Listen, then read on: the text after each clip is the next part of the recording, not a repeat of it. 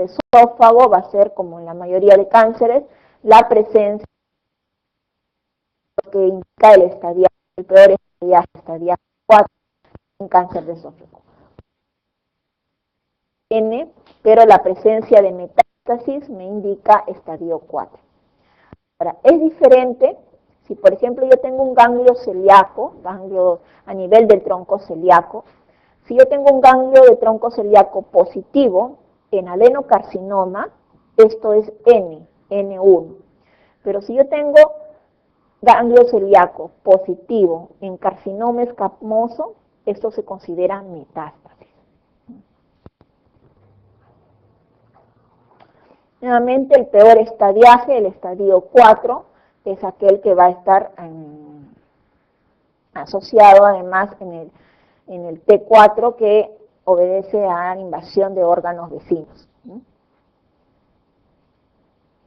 Y el drenaje linfático del esófago, el drenaje linfático del esófago del tercio medio va a ascender hacia los niveles de los linfáticos cervicales, a nivel yúgulo, a la unión yúgulo-subclavia, y a nivel distal, sobre todo el adenocarcinoma de esófago, esto normalmente va a diseminar la enfermedad a nivel de los ganglios celíacos. Es por eso que el celíaco positivo en adenocarcinoma es N, pero si yo tengo un celíaco positivo en carcinoma escamoso, esto es M.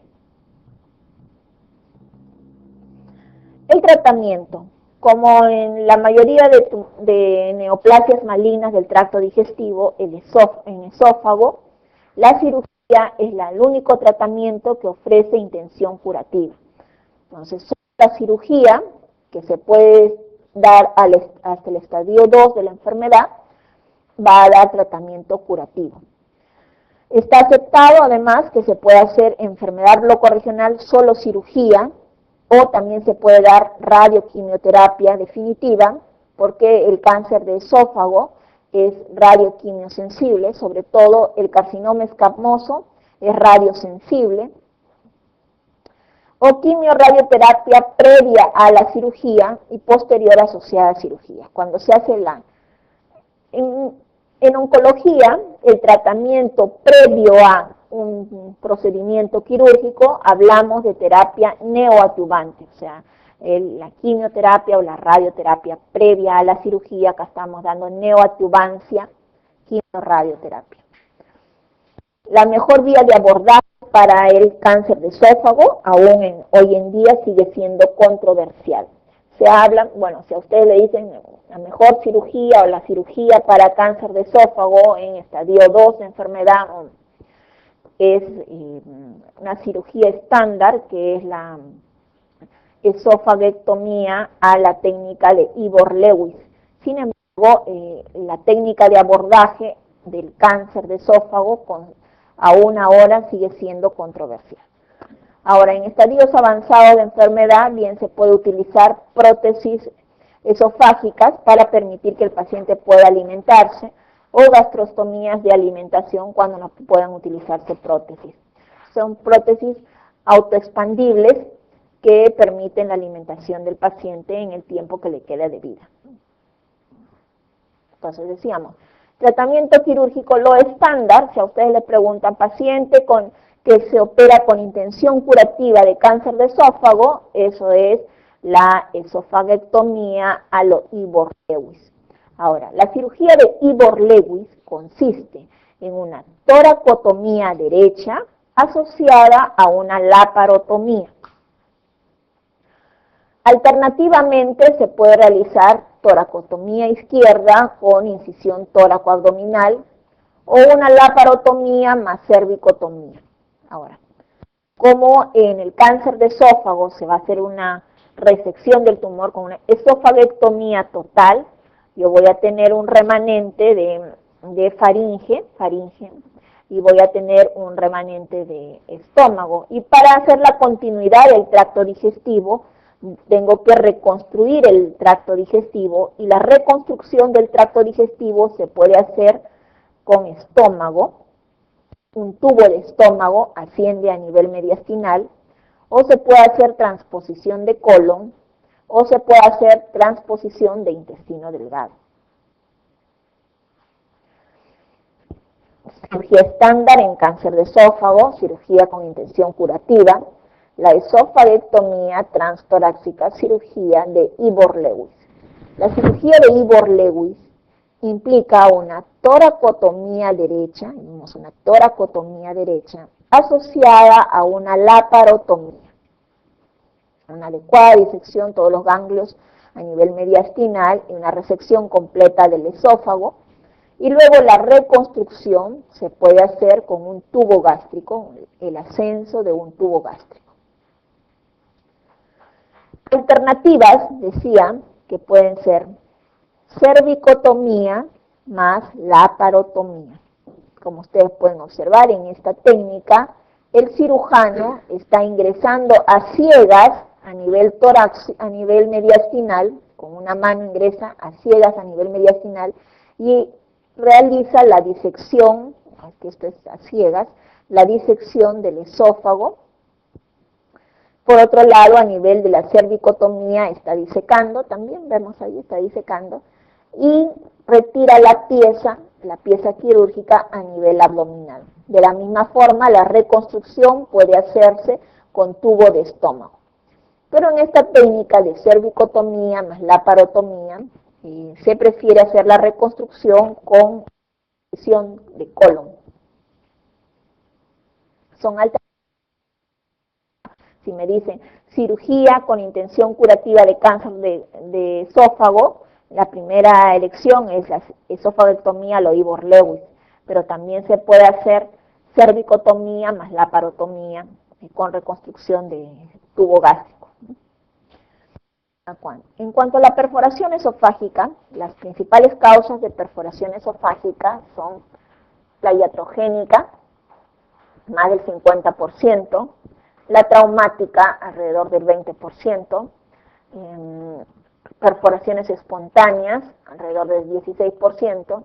En niños es frecuente la ingestión de cuerpos extraños, se comen moneditas, se comen baterías, pilas, y esto generan perforaciones esofágicas. Y más raro por tumores. Ahora, lo más frecuente de la perforación esofágica es que se presente por causa iatrogénica y, en primer lugar, por instrumentación, es decir, por la endoscopía digestiva alta. La perforación esofágica más frecuente es la que se produce por vía iatrogénica por endoscopía digestiva alta. En endoscopías, esto sea alta o baja, lo primero que se hace es insuflar gas, insuflar aire. Y si hay una estenosis a nivel del esófago, esto puede haber provocado una perforación esofágica. Inadvertidas en el intraoperatorio o por radiación o por escleroterapias. En la endoscopía digestiva alta, cuando hay una hemorragia digestiva alta, el primer tratamiento de elección es la endoscopía digestiva alta para tratamiento. Y en algunos casos se prefiere hacer, se puede inyectar adrenalina en la endoscopía alta, en la zona de sangrado, pero también se puede hacer quemaduras con probeta caliente. Entonces se hace la quemadura con probeta caliente, no cede más quemadura hasta que se perfora, ¿no? Entonces eso es el riesgo en las escleroterapias. Traumática puede ser en el trauma abdominal abierto o penetrante, como en el trauma cerrado, y por ingesta de cáusticos. El esófago se perfora con mayor frecuencia a nivel torácico, en segundo lugar a nivel cervical, y menos frecuente, como solamente pequeños 5 centímetros de esófago abdominal, menos frecuente sepsis de rápida evolución, puede haber enfisemas en el cuello, derrame pleural o neumotórax. El tratamiento va a depender el tiempo transcurrido entre la perforación y el diagnóstico. Si han pasado menos de 6 horas, el paciente va a cirugía, se puede hacer una toracotomía de urgencia, sutura de la perforación y drenaje tubular, pero si ya pasaron más de 6 horas, simplemente la toracotomía, drenaje, se puede hacer una son simplemente drenaje y la reconstrucción o derivación se realizará posteriormente de manera tardía. Bien, hay unas preguntas en relación a patología de esófago. Dice, un paciente de 42 años de edad consulta por molestias faringias y cierta afonía de 2 meses de evolución. No es fumador ni tiene una profesión en que se deba forzar la voz. Una exploración laringea revela un ligero edema de las cuerdas vocales y un ligero eritema de la región interaritenoidea. Interrogado el ¿cuál de las siguientes afirmaciones es cierta? La presencia de mínimas lesiones laringeas indican muy probablemente que el paciente tenga también lesión de esofagitis y por lo tanto hay que indicar endoscopía digestiva alta.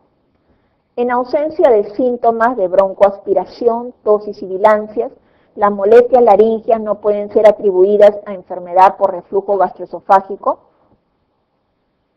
La ausencia de síntomas de reflujo no descarta la enfermedad por reflujo. Puede averiguarse si la causa de los síntomas es una enfermedad por reflujo con una prueba corta administrando ranitidina 150 miligramos al día durante 2 semanas. La ausencia de mejoría sintomática descarta el reflujo como causa de síntomas laringeos. Si un tránsito esófago gástrico con vario muestra hernia hiatal, es altamente probable que los síntomas sean laringeos. Bien. En realidad es una pregunta de medicina, pero bien veamos que hay síntomas atípicos. Hay síntomas atípicos en un paciente adulto. Hay molestias faringias, afonía de un tiempo de enfermedad de 2 meses sin factores de riesgo. Entonces, en este paciente, clínicamente, lo primero que se indica antes de las pruebas diagnósticas es un tratamiento, es una prueba diagnóstica y terapéutica. Y esta prueba diagnóstica y terapéutica consiste en tratamiento vía oral por 2 semanas y si mejora es porque se debe a enfermedad por reflujo y si no mejora, que los síntomas no se debe, descarta la enfermedad de reflujo. Es una prueba terapéutica corta de 2 semanas, está bien descrito en medicina. Bueno, es más una pregunta de medicina que de cirugía. Dice, una mujer de 52 años que consulta por presentar desde hace varios meses dificultad para tragar tanto líquidos como sólidos, así como regurgitaciones de comida sin digerir. En el proceso diagnóstico se realiza una manometría esofágica con los siguientes hallazgos. Ausencia de peristaltismo en el cuerpo esofágico, hipertonía y relajación incompleta del esfínter esofágico inferior tras la deglución. ¿Cuál es el diagnóstico? Ok, acalasia. También le pueden, en acalasia la otra pregunta, ¿cuál es la localización de la lesión? Dicen, ¿en dónde se encuentra la alteración en la acalasia? Nosotros sabemos que en realidad la alteración es en todo el esófago, ¿no? Porque es la dilatación del cuerpo esofágico y la hipertonía del esfínter esofágico inferior, pero la pregunta está hecha de esa manera, es una pregunta de residentado que dice, ¿dónde está localizada la lesión en acalasia? Y la respuesta es el esfínter esofágico inferior, ¿no? Entonces, ¿por qué? Porque es el lugar en donde va a producir mayor los síntomas y es más frecuente la hipertonía por encima de los 45 milímetros de mercurio. Entonces, ¿dónde está la lesión en la acalasia? Sí, ya sabemos que es en todo el esófago, pero se encuentra a nivel del esfínter esofágico inferior. Dice, acude a la consulta del centro de salud un hombre de 69 años de edad, no es fumador ni bebedor, refiere molestia desde hace 4 meses que tenía en casa, sin mejorar.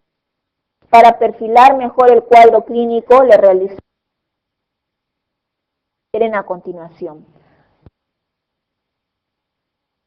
Para establecer la sospecha de enfermedad orgánica.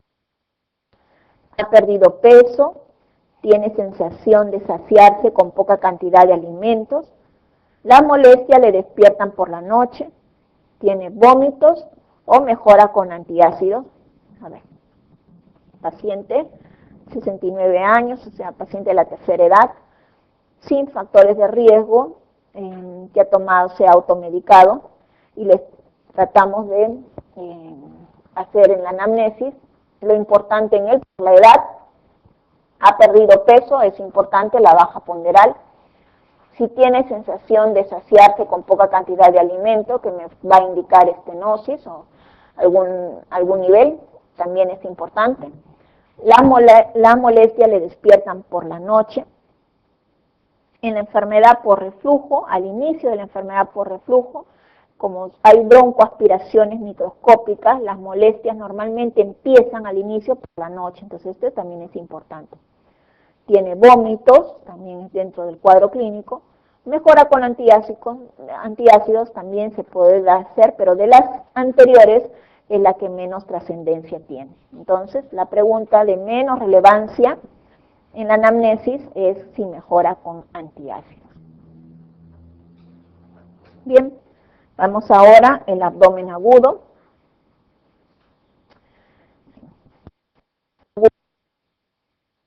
Dolor a nivel abdominal en corto tiempo, que puede avanzar y se agrava y que pone en juego la vida del paciente. En cuanto a tiempo, si bien no existe un consenso definido en cuál es el tiempo en el que se presenta el abdomen agudo, en lo que a ustedes les van a preguntar, porque fue un trabajo de acá peruano, hablan de una semana. Entonces, un tiempo máximo hasta de una semana se considera abdomen agudo. Impone un diagnóstico y terapéutica rápidos, y hay que rápidamente definir si este cuadro de abdomen agudo es de naturaleza médica o es de naturaleza quirúrgica. Como definición, es un síndrome de origen múltiple que se caracteriza por dolor abdominal intenso y compromiso general del paciente superior a una semana. Generalmente está asociado a manifestaciones de compromiso peritoneal que hace considerar la posibilidad de acción terapéutica de emergencia por existir riesgo de vida. El dolor va a estar en relación a la embriología. Esto, si recordamos, embriológicamente, a nivel de la tercera semana de gestación, esta división va a llevar irrigación propia a cada localización. Y de esta manera decíamos, en la tercera semana se va a producir la diferenciación de los intestinos medio, anterior y posterior. ¿Y para qué sirve esto? Embriológicamente, los intestinos primitivos van a tener una irrigación. En el interior va a estar irrigado por el tronco celíaco. Y la irrigación del tronco celíaco que va a comprometer las vísceras desde la faringe hasta la tercera porción del duodeno.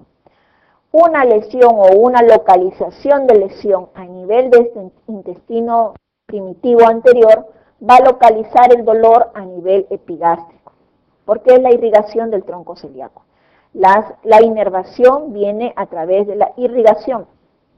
A nivel del intestino medio, este va a estar irrigado por la mesentérica superior, y los órganos que van a estar localizados es desde la cuarta porción del duodeno hasta el colon transverso.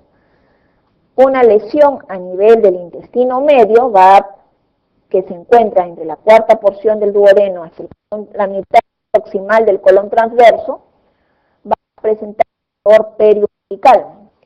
Aquí está incluido, por ejemplo, el apéndice, que normalmente da dolor periumbilical.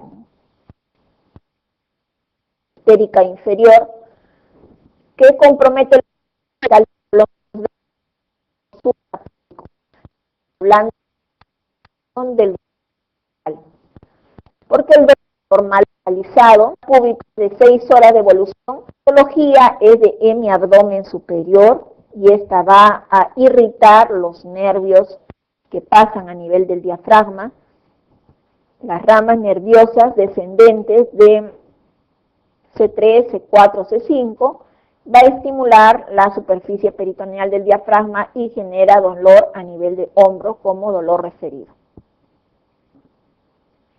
El dolor abdominal en el abdomen agudo puede ser por una patología del abdomen, en ese caso va a ser un abdomen agudo por una localización abdominal, ya sea por enfermedad de una víscera hueca, por inflamación peritoneal, por enfermedad vascular o por torsión de una estructura de sostén, como en el caso de quistes a pedículos torcidos, o de localización extraabdominal, como son en los casos de dolor referido, en las neumonías, puede haber neumonías basales, puede dar dolor abdominal, los infartos agudos de miocardio también puede dar dolor abdominal, o metabólicos, como los comas cetoaciróticos, cursan con dolor abdominal, o puede ser también neurógeno, o finalmente psicógeno.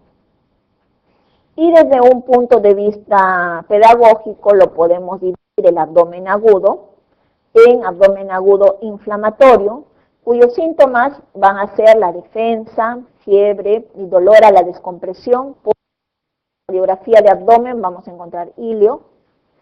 Puede ser obstructivo, donde va a haber la obstrucción, puede ser alta, media, baja, también desde el punto de vista embriológico, por las comprometidas. Y tenemos que, si la obstrucción es más alta, esta va a generar más vómitos y menos distensión. Y si la obstrucción es más baja, esta va a generar más distensión que vómitos. A la radiografía de abdomen vamos a encontrar los típicos niveles hidroaéreos. El abdomen agudo perforativo, por irritación peritoneal, va a haber abdomen en tabla, y a la radiografía de abdomen simple vamos a observar debajo de la cúpula diafragmática aire libre en la cavidad abdominal, imagen típica de neumoperitoneo. Si encontramos neumoperitoneo en una placa de abdomen simple, esto es perforación de una víscera hueca. Abdomen agudo hemorrágico, puede haber lipotimia o en algunos pacientes presentarse con hipogastral. A la radiografía, como hay líquido libre en la cavidad abdominal, va a haber borramiento del músculo psoas. Y en el abdomen agudo vascular, que es típico en la isquemia mesentérica, va a haber un ilio, también vamos a encontrar ilio. La clínica, bueno, agudo, lo típico, lo que está presente es el dolor abdominal intenso, asociado a rebote positivo, un signo de peritonismo al examen físico. En este paciente con dolor abdominal intenso que llega a la emergencia, lo primero que hay que hacer es pedir todos los exámenes para preparar al paciente a una laparotomía. Todavía no sabemos si es quirúrgico o no, pero de llegar el paciente hay que prepararlo para una laparotomía. Entonces se pide un hemograma, hematocrito, examen de orina, examen de amilasas, una radiografía de abdomen, una ecografía. Si el paciente se encuentra con hemodinamia estable, el paciente se puede pedir una tomografía abdominopélvica. La tomografía abdominopélvica en cuadros agudos solo se pide si el paciente se encuentra hemodinámicamente estable. Si el paciente está inestable, se prefiere el lavado peritoneal diagnóstico en pacientes con hemodinamia estable. En abdomen agudo inflamatorio, de los cuales las causas más, pero también pueden generar abdomen agudo inflamatorio, la colecistitis y la diverticulitis. El síndrome obstructivo abdominal con mayor frecuencia es bridas y adherencias. En segundo lugar se encuentran los vólvulos y menos frecuente el cáncer de colon. Ahora tenemos abdomen agudo traumático y esto se va a dividir dependiendo. Si es un abdomen agudo con lesión de víscera hueca, esto va a presentarse como un abdomen agudo inflamatorio, o si es por lesión de víscera sólida, se va a presentar como un cuadro hemorrágico. En el abdomen agudo quirúrgico de tipo inflamatorio, lo más frecuente es la apendicitis aguda. En el abdomen agudo quirúrgico obstructivo, lo más frecuente, la obstrucción por bridas y adherencias. En el perforativo, lo más frecuente, la perforación de una úlcera péptica. En el hemorrágico, tenemos el embarazo ectópico roto, y a nivel vascular las isquemias o infartos mesentéricos. El manejo, primero ese paciente que llega a la emergencia con un dolor abdominal intenso y rebote a la palpación, hay que hospitalizar el paciente y hay que hacer la triple invasión, una sonda nasogástrica, una sonda vesical y un catéter ventral, o si no se puede, 2 vías periféricas. Instalar antibiótico terapia empírica, evaluar constante por un mismo equipo del paciente. Normalmente si es un paciente con abdomen agudo obstructivo, este paciente llega deshidratado, por lo tanto hay que compensar o reanimar al paciente. Y si finalmente se decide que es un abdomen agudo quirúrgico, este paciente va a la laparotomía. Entonces, frente a un abdomen agudo, yo tengo que requiere una cirugía inmediata, o es un abdomen agudo que hay que reevaluar para tomar una decisión, simplemente estoy reanimando al paciente, o es un abdomen agudo médico en el cual es una contraindicación la cirugía. Ejemplo de esto, las peritonitis bacterianas espontáneas de manejo médico. El paciente cirrótico con una peritonitis bacteriana, esto es manejo médico. El paciente renal con líquido libre con peritonitis bacteriana, manejo médico. ¿Y cuándo es indicación directa de laparotomía? ¿Cuándo indico laparotomía? Paciente con una radiografía de abdomen simple y observo aire libre en la cavidad abdominal, el neumoperitoneo es indicación de laparotomía. Si veo borramiento de SWABs, caída de la hemoglobina, cuadro de obstrucción intestinal, igual un cuadro de obstrucción intestinal, laparotomía. Una peritonitis generalizada, acá hablamos de una peritonitis secundaria a un proceso inflamatorio, es decir, una apendicitis aguda complicada con una peritonitis, indicación de laparotomía. Igual, una diverticulitis complicada con una peritonitis, también laparotomía. Una peritonitis postraumática, o sea, un trauma abdominal que perfora una víscera hueca, igual laparotomía. Una ruptura de aneurisma de aorta abdominal, esto puede romper el espacio retroperitoneal hacia la cavidad abdominal y generar un hemoperitoneo, indicación de laparotomía. Y cuando hay compromiso hemodinámico que no responde al manejo médico, indicación de laparotomía. Por ejemplo, llega un paciente con pancreatitis aguda. Ustedes saben que la pancreatitis aguda es una entidad de manejo médico.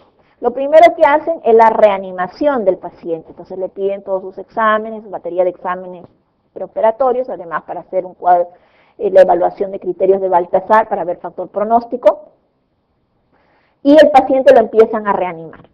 Pero si el paciente pasan las horas y a pesar de la reanimación continúa con inestabilidad hemodinámica, entonces la inestabilidad hemodinámica en un paciente con pancreatitis aguda es indicación de laparotomía. Es una de las indicaciones quirúrgicas en pancreatitis aguda. Compromiso hemodinámico que no responde al manejo médico. En una radiografía de tórax, anteroposterior, una radiografía frontal de tórax, incidentalmente por debajo de la cúpula diafragmática, observo aire libre dentro de la cavidad abdominal. Es como radiografía de tórax, por debajo de la cúpula diafragmática, aire libre en la cavidad abdominal, esto es neumoperitoneo, por lo tanto laparotomía. A la tomografía abdominal vemos por un lado líquido libre en la cavidad, el hígado, líquido libre, y aire que está fuera de, esto no es una asa intestinal, esto es aire libre en la cavidad abdominal. Imagen de neumoperitoneo, indicación de laparotomía.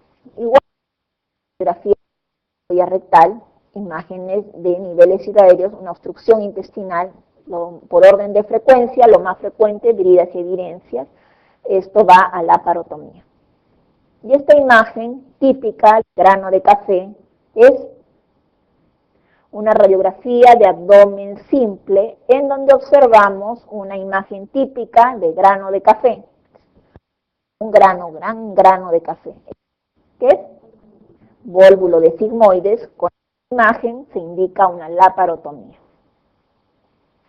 Bien, el abdomen agudo en el embarazo, hay dificultad para valorar el dolor abdominal en la gestación y sobre todo la localización por el crecimiento uterino. Se puede presentar las apendicitis agudas en el embarazo en alrededor de 1 de cada 1500 gestaciones. Pero grávido va a empujar el apéndice y este típicamente se encuentra en el hipocondrio derecho, simulando cuadros de colecistitis aguda. Pero en el embarazo en general tanto se puede presentar la apendicitis aguda. En el segundo trimestre es más frecuente la colecistitis aguda. Esto puede generar como complicación pancreatitis, úlcera perforada, también puede haber ruptura espontánea de hígado en el síndrome de HELP, ruptura uterina o puede haber torsión de ovario. Infección por HIV en el estadio SIDA, el paciente puede tener infección por citomegalovirus. En los infectados por citomegalovirus intestinal ileal, estas úlceras pueden sangrar o también estas úlceras intestinales pueden llegar a perforarse y generar un cuadro de abdomen peritoneal por perforación de víscera hueca debido a una úlcera de citomegalovirus perforada. Esta es indicación de laparotomía. Las causas médicas encontramos, como dije, la peritonitis bacteriana espontánea en pacientes que como antecedente tienen una patología que generan ascitis, como son los pacientes cirróticos o los pacientes renales. Son pacientes que tienen ascitis previa y que en la evolución de la enfermedad pueden generar infección de este líquido ascítico. Las peritonitis bacterianas espontáneas solo requieren manejo médico. Ahí había una pregunta de paciente de 54 años, alcohólico crónico, estigmas hepáticas, distensión abdominal, indicada la laparotomía. ¿Qué se debe hacer? Se debe suspender la laparotomía. ¿Por qué? Porque el manejo de la peritonitis bacteriana espontánea es médico. En pacientes con isquemia esplénica, niños, la Navidad vamos a comprar los juguetes, estos juguetes que vienen con plomo y los niños se ponen a chupar los juguetes, generan intoxicación por plomo, también llamado saturnismo, dolor abdominal, da dolor abdominal. La hipertrigliceridemia tipo 1, tipo 5 también está asociada a cuadros de dolor abdominal tipo cólico, feocromocitoma y de igual manera, y el edema médico. Peritonitis bacteriana espontánea, un paciente adelgazado con ascitis, conforman el grupo de peritonitis primarias, el origen es hematógeno, la peritonitis es monobacteriana y cede al tratamiento con antibióticos, se puede presentar tanto en adultos como en niños, en pacientes con diálisis peritoneal. En la drepanocitosis vamos a tener esta enfermedad autosómica recesiva, cuando hay una alteración de la síntesis de la hemoglobina S, va a presentarse dolor abdominal intenso debido a los infartos esplénicos o puede estar asociado a isquemias mesentéricas y en estos casos además se puede estar asociado a litiasis vesicular. En la litiasis vesicular tenemos los cálculos en la vesícula, lo más frecuentemente es que estos cálculos sean de colesterol, pero menos frecuente tenemos los cálculos pigmentarios. Los cálculos pigmentarios están asociadas a enfermedades hemolíticas. Una de estas enfermedades hemolíticas, la drepanocitosis, genera litiasis vesicular por la hemólisis crónica. Bien, vamos a ver justo la peritonitis. La peritonitis, acá vemos una imagen de una peritonitis secundaria a una apendicitis aguda complicada, es la inflamación aguda del peritoneo, cualquiera que este sea su origen. Frecuentemente puede ser de origen infeccioso, es una urgencia quirúrgica abdominal, es indicación de laparotomía cuando son secundarias, y la mortalidad va a variar entre 0% hasta 50%. Sobre todo, la mortalidad más alta se va a ver a un paciente que se opera y en el posoperatorio genera una peritonitis. Por ejemplo, una apendicitis aguda con necrosis o apendicitis aguda gangrenada, necrosada a nivel del muñón apendicular, y el cirujano tuvo a bien hacer una ligadura sobre la base necrótica del muñón. Esto a los 4 o 5 días se va a abrir el muñón apendicular porque ligó sobre una base necrosada. Entonces va a generar una peritonitis terciaria, ya no va a ser secundaria a la apendicitis, va a ser una peritonitis posoperatoria, también llamada peritonitis terciaria. O puede ser que tenemos un tumor intestinal, intestino delgado, se hace una resección de tumor más anastomosis. Y por X motivos, que pueden ser debido a algunos factores relacionados al paciente, hipoproteinemias, o factores relacionados al cirujano, una mala sutura, hay una dehiscencia de la anastomosis al 5.º día, por lo tanto genera una peritonitis posoperatoria por dehiscencia de una anastomosis. Estas son peritonitis terciarias.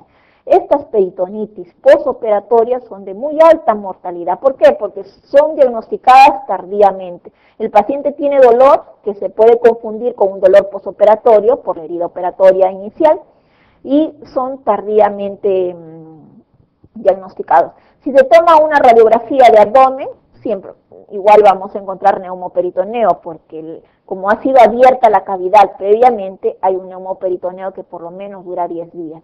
Entonces, como nos encontramos al 5.º día, la placa de abdomen no nos va a servir mucho. Y en algunos casos el líquido libre puede ser interasas y eso hace confundir con un líquido inflamatorio posoperatorio. Entonces son tardíamente diagnosticadas, mal pronóstico, alta mortalidad, las peritonitis terciarias.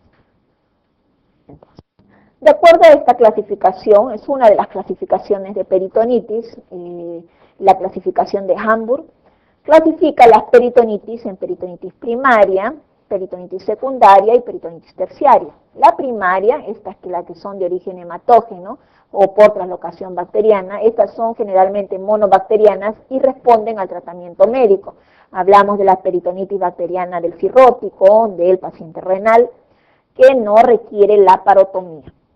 En la secundaria, estas son las más frecuentes y son secundarias a un proceso inflamatorio intraabdominal, llámese apendicitis aguda, una colecistitis aguda perforada, una diverticulitis perforada por un segmento digestivo o biliar. Estas son polimicrobianas y requieren laparotomía. En las terciarias son infecciones intraabdominales persistentes o luego de una infección ya conocida, como por ejemplo lo más frecuente una apendicitis. Estas son peritonitis posoperatorias y hay una falla multiorgánica que está frecuentemente asociada. En la peritonitis se habla de que la peritonitis se debe a un desequilibrio entre la defensa del paciente y la respuesta de este a la peritonitis, por un lado, y por otro lado, el volumen, el tipo y la duración de la contaminación. Y en cuanto a la defensa del paciente, tenemos que va a estar implicado el peritoneo, que tiene aproximadamente un metro cuadrado de superficie, el epíplon, que va a tratar de englobar la zona inflamatoria, va a tratar de formar un absceso, de formar un plastrón, tratando de localizar el proceso inflamatorio. Además, la activación del complemento, que va a tratar de destruir la zona inflamatoria. Aquí se genera también el factor de necrosis tumoral y la liberación de interleuquina 1, interleuquina 6, para llamar a los monocitos macrófagos, los fagocitos, que van a hacer la defensa celular hacia la peritonitis, la defensa del huésped, por un lado. Y hay una respuesta local a la infección, una respuesta local que tiene una primera fase en la cual la defensa celular, los macrófagos, van a absorber las noxas, los gérmenes.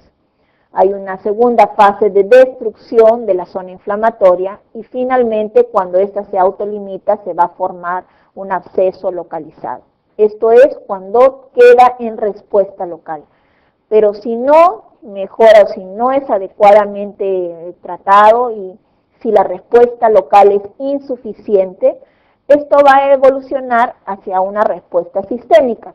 Y en la respuesta sistémica lo que va a haber, primero, una alteración hemodinámica, porque primero va a haber ilio, hay un proceso inflamatorio intraabdominal, va a haber hilio. El hilio va a generar un tercer espacio. Y al generar un tercer espacio se va a generar una hipovolemia efectiva en el paciente. Entonces hay una hipovolemia, hay un shock hipovolémico. Como hay hipovolemia, el flujo sanguíneo renal va a disminuir, y al disminuir el flujo sanguíneo renal, esto va a generar a la larga insuficiencia renal prerrenal, tanto por disminución del flujo sanguíneo renal como directamente por toxinas. Las toxinas van a dañar los glomérulos y van a generar una insuficiencia renal prerrenal. A nivel pulmonar, el aumento de la presión intraabdominal va a generar una disminución de la ventilación y va a generar insuficiencia respiratoria mecánica por un lado y por otro lado directa por las toxinas a nivel alveolar. Entonces va a haber un distrés respiratorio, una insuficiencia respiratoria. A nivel metabólico vamos a encontrar una acidosis metabólica lactacidémica asociado a desnutrición, es un paciente que está en NPO normalmente. Y a nivel hepático se va a generar también una insuficiencia hepática que va a empeorar incluso más la desnutrición. Entonces tenemos inicio, una respuesta local, y si no se corta el proceso allí, va a generar una respuesta sistémica de todos los órganos comprometidos. A nivel, ahora, eso es por el lado del paciente, del huésped, de las defensas del huésped. Por el lado de la noxa, por el lado de los gérmenes, va a estar indicado la cantidad de gérmenes comprometidos. Cuanto más baja, cuanto más distal es la perforación o la lesión, peor va a ser el pronóstico, peor va a ser la peritonitis, porque va a haber mayor contaminación y de esta forma la peor peritonitis es aquella que tiene lesión a nivel del colon. ¿Por qué? Por el número de bacterias. Además, van a verse implicados dos fenómenos. Si bien es cierto, es una enfermedad, la peritonitis secundaria y terciaria, polimicrobiana, existen dos fenómenos. De tratar de formarse en la menor cantidad de bacterias posibles y aquellas que hagan sinergia entre sí. En este grupo hacen sinergia el Bacteroides fragilis y la Escherichia coli. La Escherichia coli va a estar presente, por ejemplo, en las apendicitis agudas no complicadas, congestivas y hasta la supurada o flemonosa. El germen más frecuentemente encontrado es Escherichia coli. Pero si la apendicitis no se trata, no se hace la apendicectomía y se gangrena y se perfora, en las apendicitis agudas complicadas el germen más frecuentemente va a ser el Bacteroides fragilis. La clínica de la peritonitis va a ser dolor abdominal, contractura abdominal, alteración del tránsito intestinal, va a haber vómitos o diarreas o estreñimientos. Al tacto rectal, dolor por tacto rectal por contenido a nivel del fondo del saco de Douglas. Puede haber fiebre o hipotermia, signo de sepsis, oligoanuria por disminución del flujo sanguíneo renal y finalmente falla multiorgánica. ¿Qué hay que hacer? El paciente que llega con una peritonitis, igual pedir un prequirúrgico completo, un hemograma, proteína C reactiva, urea creatinina, un análisis de gases arteriales, perfil hepático y los cultivos que se puedan tomar, un preoperatorio completo. En las imágenes, una radiografía de tórax anteroposterior, de abdomen, y si el paciente está estable, una tomografía abdominopélvica. Radiografía de tórax, un pulmón en shock, pulmón de distrés, pulmón de insuficiencia respiratoria, por debajo de la cúpula diafragmática, aire libre en la cavidad, esto me indica, tanto en el lado derecho como en el lado izquierdo, esto me indica neumoperitoneo, esto es peritonitis por perforación de una víscera. Igual aquí una radiografía de abdomen simple, este aire no está dentro de las asas intestinales, es aire libre en la cavidad abdominal, es imagen de neumoperitoneo. Además observo unas asas intestinales aquí. Normalmente en una radiografía de abdomen simple no veo asas intestinales. Cuando las veo es que hay edema de las asas intestinales. Y cuando yo veo líneas, acá unas pequeñas líneas, bueno, traten de imaginar unas líneas paralelas aquí, de lado a lado del intestino, eso son imágenes de válvulas conniventes, típica de intestino delgado. ¿Dónde están las válvulas conniventes? En el intestino delgado. edematoso, distendido, normalmente no se ve.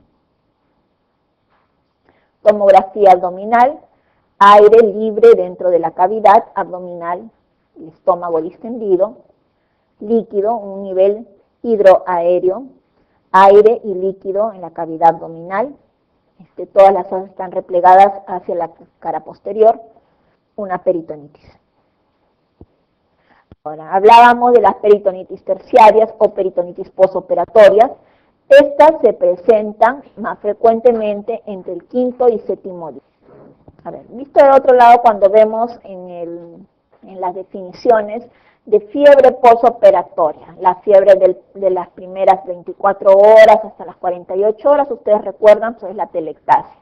La fiebre del tercer día normalmente son por catéteres, son las infecciones urinarias por el catéter vesical o las flebitis por el catéter venoso periféricos o centrales.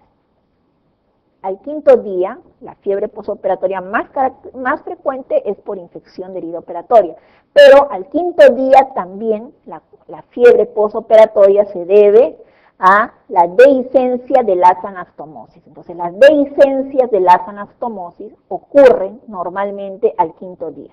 Se hace una gastrectomía subtotal muy bonita, se hace la reconstrucción, la cirugía fue muy bien, el paciente está bien el primer día, segundo día, tercer día, al quinto día ese paciente bruscamente se deteriora, bruscamente van a haber oliguria, oliguanuria, el paciente es taquicárdico, hipotenso, es la dehiscencia de una anastomosis. Es por eso que se cuidan las anastomosis hasta el quinto día, porque es el quinto día que normalmente se abre. Y bueno, hasta el séptimo día. Lo más frecuente es debido a dehiscencias de anastomosis y el diagnóstico, como les dije, es difícil porque hay dolor por la cirugía previa. Hay hilio posoperatorio, entonces hay un hilio adinámico, existe un síndrome inflamatorio por la primera cirugía y igual tomo una radiografía de abdomen y hay neumoperitoneo porque está en el quinto día posoperatorio, como hubo una cirugía previa, tengo neumoperitoneo, es normal. A la clínica hay fiebre, alteración del estado de conciencia, encefalopatía, puede haber agitación, insuficiencia renal aguda, es una ira prerrenal, o síndrome de distrés respiratorio, insuficiencia respiratoria. Si hay drenes, puede haber drenaje purulento a través de los drenes, puede haber diarrea, vómitos, o si hay sonda nasogástrica, un volumen aumentado, un débito aumentado por la sonda nasogástrica. Si el paciente está con hemodinamia estable, podemos pedirle una tomografía abdominopélvica que nos dará el diagnóstico. En las peritonitis localizadas, decíamos, cuando llega el epiplon, engloba y hace un absceso, en este caso hay una colección en la zona donde se encontraba la víscera afectada, el dolor va a estar localizado y la sepsis va a ser como en abscesos de otras causas, puede localizarse los abscesos postoperatorios o los abscesos intraabdominales. Primero, en primer lugar, más frecuentemente se localiza a nivel del fondo del saco de Douglas, a nivel pélvico, por declive. El primer acceso, la primera localización de absceso intraabdominal es fondo del saco de Douglas. En segundo lugar, se localizan subfrénicos, en el subfrénico derecho. Primero, en el subfrénico izquierdo, más tercero. Lugar que menos se localiza el absceso intraabdominal es en un espacio virtual que es la transcavidad de los epiplones. Si ustedes recuerdan, la transcavidad de los epiplones corresponde a un espacio virtual que se encuentra entre la cara posterior del estómago y la cara anterior del páncreas. Entonces, entre el páncreas, por atrás, y el estómago por delante, existe un espacio virtual donde se pueden encontrar abscesos intraabdominales, pero esta localización es infrecuente. En el laboratorio vamos a encontrar un hemograma infeccioso, el diagnóstico lo va a dar una imagen con una tomografía abdominopélvica, y el tratamiento de los abscesos intraabdominales es el drenaje. Tratamiento, drenaje. Si es único y localizado y cercano a la pared abdominal, el mejor drenaje es el drenaje percutáneo. Si los abscesos son múltiples, interasas, lejos de la pared abdominal y interposición de vísceras, víscera hueca en este caso, va a indicarse el drenaje quirúrgico. Pero la primera indicación de absceso, lo mejor, siempre que se pueda, el drenaje percutáneo. Ahora, si yo tengo una apendicitis aguda, y la apendicitis aguda se complica, y es una apendicitis aguda complicada, y como complicación de la apendicitis tengo un absceso apendicular, el manejo, o sea, ¿cuál es el tratamiento del absceso apendicular? Como en todo absceso, drenaje. Entonces, en las alternativas pueden decir, mejor manejo de absceso apendicular, 1, drenaje, 2, antibióticos, 3, hidratación, 4, apendicectomía más drenaje, 5, observación. Entonces, por ahí alguien dice, lo mejor es apendicectomía más drenaje. No, porque en el absceso apendicular, el apéndice se encuentra completamente digerida. ¿Qué apendicectomía voy a hacer? Si ya no hay apéndice. Por lo tanto, manejo de absceso apendicular es drenaje. Siempre que se pueda, percutáneo, pero se puede hacer, o sea, es válido el drenaje quirúrgico. O sea, el concepto es que en un absceso, dreno. Siempre que se pueda, percutáneo. Si no se puede, quirúrgico. Ahí está. Una tomografía pélvica. Vemos una colección en la fosa ilíaca derecha. Vemos aire y vemos líquido. Acá ya no voy a hacer apendicectomía. Y está cerquita de la pared abdominal. Si yo puedo, un drenaje percutáneo y tratamiento antibiótico es la mejor elección. Pero si no tengo drenaje percutáneo, el drenaje quirúrgico también es una opción.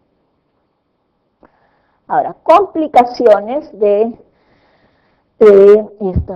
la peritonitis, tenemos el shock séptico, si son terciarias pueden ir a la falla multiorgánica, los émbolos sépticos, como son los émbolos que van a nivel de la infección de la vena porta, van a generar piliflebitis, el absceso de la pared, la infección de herida operatoria, falta acá, también es una complicación de las peritonitis. Si hay una infección de herida operatoria, este paciente puede ir en la fase aguda a la evisceración o en la fase crónica a la eventración. Entonces, peritonitis, de inicio hay que reanimar al paciente, manejo médico, colocar un catéter venoso central, corregir la volemia, la hipovolemia del paciente, si se requiere utilizar aminas vasoactivas, la corrección hidroelectrolítica, analgésicos, hecho el diagnóstico, si tengo ya un paciente que tiene peritonitis y le duele, pues ya tengo el diagnóstico, le doy analgésicos, ¿no? Y tratamiento antibiótico empírico. Seguido del tratamiento quirúrgico que implica la laparotomía. Una laparotomía mediana, exploración y toma de muestras, limpieza peritoneal, resección de la causa, si es diverticulitis, el divertículo complicado, si es un cáncer de colon perforado, igual el cáncer de colon resecarlo. Las anastomosis intestinales están contraindicadas, porque si se hacen anastomosis en una peritonitis, esto se abre al 5º día y va a dar peritonitis terciarias, que son de muy mal pronóstico. Lavado abundante y drenajes. Los mejores drenajes en la laparotomía son los drenajes tubulares. Bueno, ya no digo que están contraindicados los laminares, pero son los peores drenajes los laminares. Si ustedes se dan cuenta, un drenaje tubular hace un mínimo recorrido entre la localización que queremos drenar y la pared abdominal. O sea, lo mejor es un tubular, cualquiera que este sea. Puede ser un tubo de látex, una sonda nasogástrica, una sonda Nelaton. Mejor si yo tengo un dren siliconado, pero bueno, no en todos los lugares tenemos drenes siliconados que tienen baja contaminación. Pero muchas veces ustedes van a ver dren Penrose, laminar. ¿El laminar qué hace? Ustedes dejan un laminar, hacen unas ondas, unas curvas, escriben unas interesantes curvas hasta que llegan a la cavidad abdominal, hasta la pared abdominal. Entonces, por todo lugar donde recorre el dren laminar Penrose, va a haber la infección, va a haber contaminación. Entonces, voy a contaminar más aún la cavidad abdominal. Entonces, el concepto es que los mejores drenajes abdominales son los drenajes tubulares. Dentro de ellos, los siliconados son los mejores porque son más flexibles, menos daños. Tenemos los siliconados con a presión negativa, como son los Jackson Pratt, pero pueden ser válidos los tubulares como una Nelaton, un tubo de látex, una sonda un Hemovac, son alternativas. Los peores, no digo contraindicados, o sea, porque los siguen usando y ustedes van a ver en muchos nosocomios todavía se siguen usando los famosos PENROS, que lo que hacen es contaminar la cavidad, el resto de la cavidad abdominal. Más, bueno, cierre. Okay. Y en cuanto a los antibióticos, se utilizan antibióticos de amplio espectro. En las peritonitis que vienen de la comunidad, peritonitis secundaria, usamos amoxicilina, ácido clavulánico más aminoglucósidos, o se puede usar ciprofloxacino, metronidazol más gentamicina.